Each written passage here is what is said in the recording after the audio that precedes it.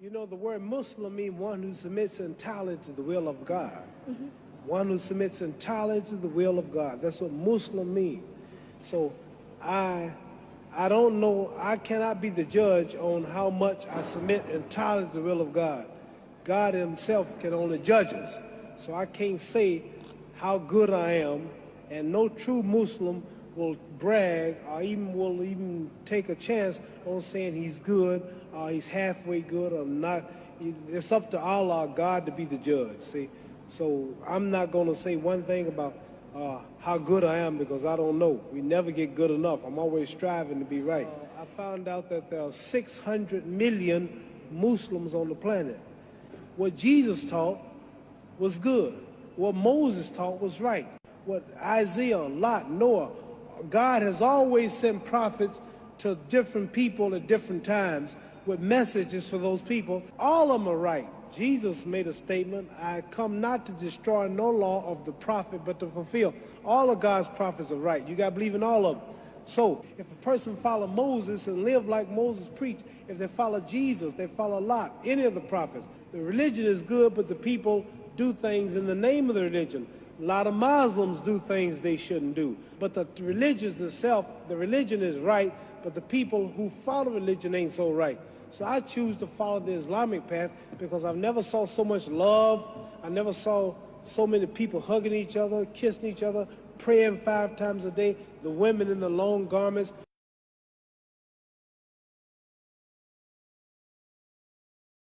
The way they would eat, you can go to any country and say, Assalamu alaikum, wa alaikum assalam.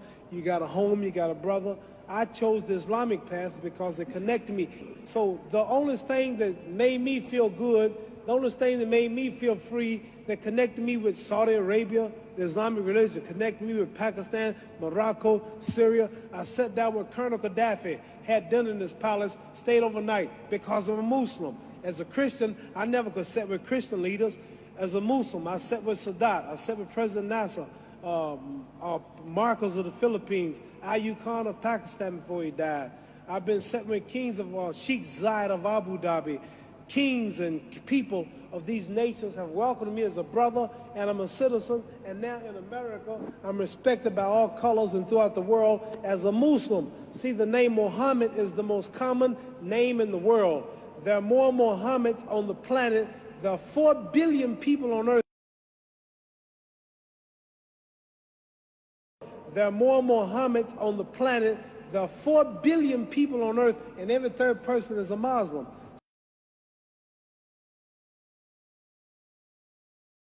But for me, being a world figure, taking the name Muhammad Ali, which is the name of my people for the brother of America, accepting the Islamic religion, it was better for me. So I chose the Islamic religion. That's why I chose it. Muhammad.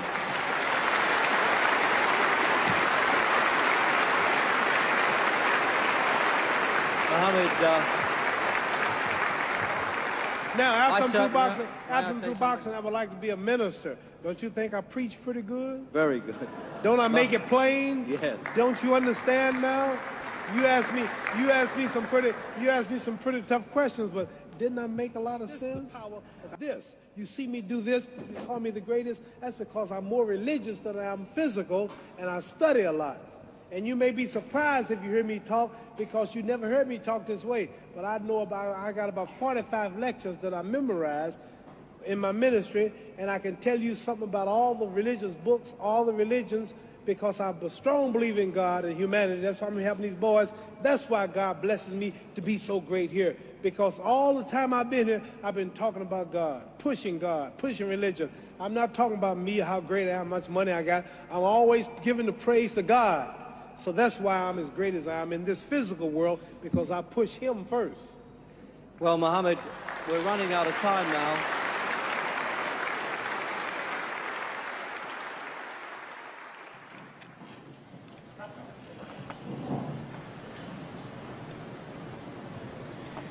Okay, Assalamu alaikum wa rahmatullahi wa barakatuh to my brothers and sisters, and welcome to all of our guests. I begin by saying Bismillah. We begin everything in the name of the one true creator of all that exists. And I also say about him, Alhamdulillah. We say that all praise belongs to the creator and the creator alone. والصلاة والسلام على رسول الله وعلى آله وصحبه أجمعين. And we say, may the peace and blessings of the Creator be upon His most noble messenger Muhammad, peace be upon him, in our long line of messengers, his family and his companions, all of them. And I welcome all of them. There was 4 words I wanted to discuss, but we're not going to have the time for that. So I'm only going to discuss 2 because 2 of them are quite lengthy to discuss. But these words have to be understood, because if we don't understand these words, and I'm not speaking to only my fellow not yet Muslims in the audience, I don't like to really use the word non-Muslim very, very much because it signifies a negation. No, you're just not Muslim again. There are 2 words that we, even as Muslims, have to understand in order not to only understand anything about Islam, but specifically to understand this topic as well. There are 2 words. The first of them is the religion, which is practiced by 1/5 of the world population, and ever increasingly to 1/4 of the world population very soon, God willing. The religion of Islam. Now, Islam is a complete codified systematic way of life that believers follow, but it's not understood properly by not yet Muslims or even Muslims. We don't tend to understand the simplicity of the meaning of Islam. Now, if I were to ask, and I'm going to prove this, inshallah, God willing, I'm going to prove this. How many people in here practice the way of life called Islam? Raise your hand. You practice Islam, you're a Muslim. Raise your hand. High, hold it up. You raise your hand high for everything else? Okay, hands down. How many people in this room are not yet a Muslim? Raise your hand. Raise your hand if you're not yet a Muslim. Okay, for our guests, how do you feel having spent an evening with all of these terrorists? I mean Muslims. Were you okay? No I tried to do you any harm? Have you been treated kindly? If you have not, complain. If you have not been greeted, if you were not treated kindly, if you were not shown hospitality, you must complain. Because it is part and parcel to the religion of Islam that we treat guests with the utmost respect as we would treat our own family members. Even if that particular guest might be an enemy to me, I would still treat him as I would treat my own members of my family. It's just the way we do things. And if we don't, please complain. Now, Islam means what? It's interactive. I'm going to ask you questions. Islam means what? Somebody tell me, raise your hand. Yes? Surrender yourself to God. Surrenderance to the Creator. Anything else? Is that it? Is that all Islam means? No. That's it? Is there anything else? Suppose yourself to the God. Submission, surrendering. We got 2 words so far. Anything else? Peace. Means peace. Is that all that it means? Anything else? You see, we got 3 words already. For 1 word. 1 word turned into 3. Follow what the God said unto us. Obedience. Obedience is 4. So we have 4 words now. Sincerity. We got 5 words now. It's about making peace with yourself, with others, and with God. Making peace with yourselves, others, and with God. You see, we have already 4. And if I kept going, we get 5, 6, 7 words from 1 word. So what does Islam really mean? You'll have a lot of people that will say peace. And that's true and not true. The reason I'm saying this is because peace is an end result of something, correct? Peace does not just occur. Peace doesn't just happen organically. Peace is an end result of something. What? Peace, the word Islam is an Arabic word. We have to understand it like that. We have to understand it from its original context. The word Islam is an Arabic word. And all Arabic words have a derivative root. Most Arabic words have a derivative root that their base meaning comes from. Now the word Islam has a derivative root of what? What is the base root of the word Islam? It's 3 letters. S, Sin, L, Lam, M, Mim. S-L-M, Salam. Salama is the root word of the word Islam. Salama means what? In its different contexts and derivatives, it can mean peace. It can mean submission. It can mean sincerity. It can mean obedience. It can mean all of these things. The word Islam as it is constructed in the Arabic language, and to the best of my meaningful interpretation into English, to give it a proper definition. What is Islam? Islam is a way of life wherein people submit themselves to their Creator, with sincerity to their Creator, in obedience to their Creator, in order to have the end result, peace, in this life and in the next. And that's what Islam is. And that's all that Islam is. People surrendering themselves, submitting themselves sincerely in obedience to their Creator every day of their lives to have peace in this world and peace in the next. Now, this is all that Islam is. So if anyone were to come and say Islam is something other than this, then they would have to show their proof. They would have to show their proof, because this is what Islam is. Nothing more, nothing less. It's a simple way of life to make peace with your Creator, peace among mankind, through sincerity and surrendering and obedience to the Creator.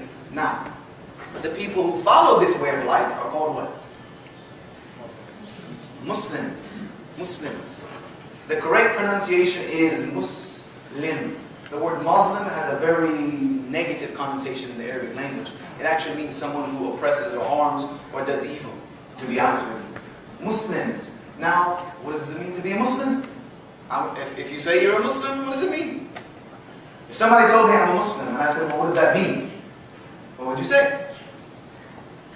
You gotta know who you are. You can't say you're something and then say, I don't know what it means. To live the way of Islam.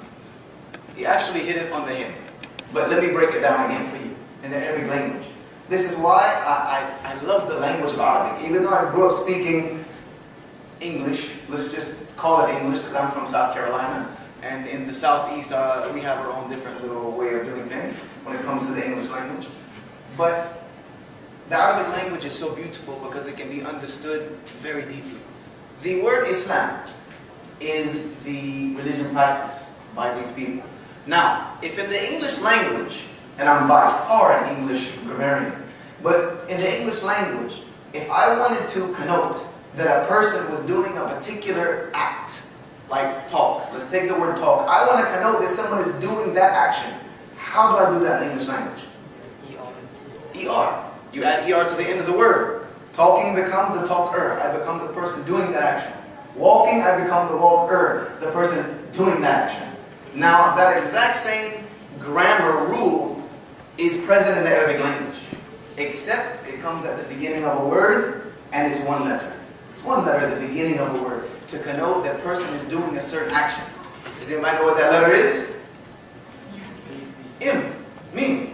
M. For instance, the call to prayer, and I'm sure even our guests have heard on TV, when you see something about Islam, there's always that song going on in the background. Or in movies where in the Middle East, you always hear that song going on in the background.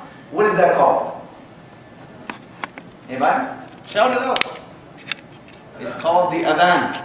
The adhan, the call to prayer. Now the person who does that call to prayer is called what? The mu'adhan. The mu'adhan. Meaning that you take the word adhan, you place a meme at the beginning, mu'adhan, the person who does the adhan. Now, let's take the word Islam. I say I want to be a person who practices Islam. How do I connote that? I add an M to the beginning of that word Islam, and it becomes what? Muslim. Muslim simply means someone who does Islam. That's it. Someone who does Islam.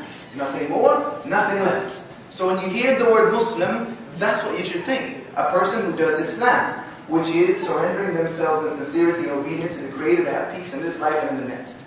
If we understood those two definitions properly, the world at large, I think we would separate, as it were, the good from the evil when it comes to Islam and Muslims, very quickly and very simply.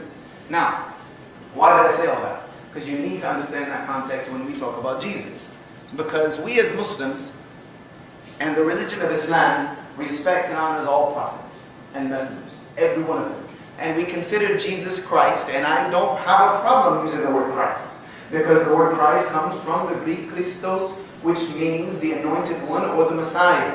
And in Arabic, he's known as Isa al-Masih, Jesus the Messiah. So Christ is not a problem for me. We as Muslims see Jesus Christ as a prophet and a messenger sent by the Creator with a specific message. And we as Muslims honor all prophets and messengers. Every single one of them. In the Quran, it tells us to believe in them without making distinction among them. No distinction among them. We respect and honor them all the same. And Muslims will go so far that when you hear the word Jesus or Moses or David or any of these prophets mentioned, we will normally, as a sign of respect, say peace be upon them. Or alayhi salam in Arabic, meaning we're making a specific prayer that may God have peace on these people. Now, when it comes to Jesus, peace be upon him, himself, we consider him not only one of the prophets and messengers sent by the Creator for mankind, but we consider him one of the greatest of them. One of the greatest of them. There are a few prophets and messengers within the lineage of messengers and prophets that we know of that have a little bit higher esteem level. Why? Because they had a bigger important role to play. For instance, Moses. We hold him in high esteem as a patriarchal prophet because he brought the Torah. He's a person who spoke to God directly, gave him a status and symbol of honor. The same with Abraham, who brought a new revelation. The same with David, or Dawood in Arabic, who brought another revelation. Jesus, peace be upon him, brought another revelation. Muhammad, peace be upon him, brought another revelation. They have a little bit higher stature in the rank, which we don't make a distinction, but there are a few that are a little bit more important because of the role that they played. We believe that all the other prophets in between only sustained the same message until a new message and a new revelation was to be revealed. And we believe Jesus, peace be upon him, to be very far at the end of that line.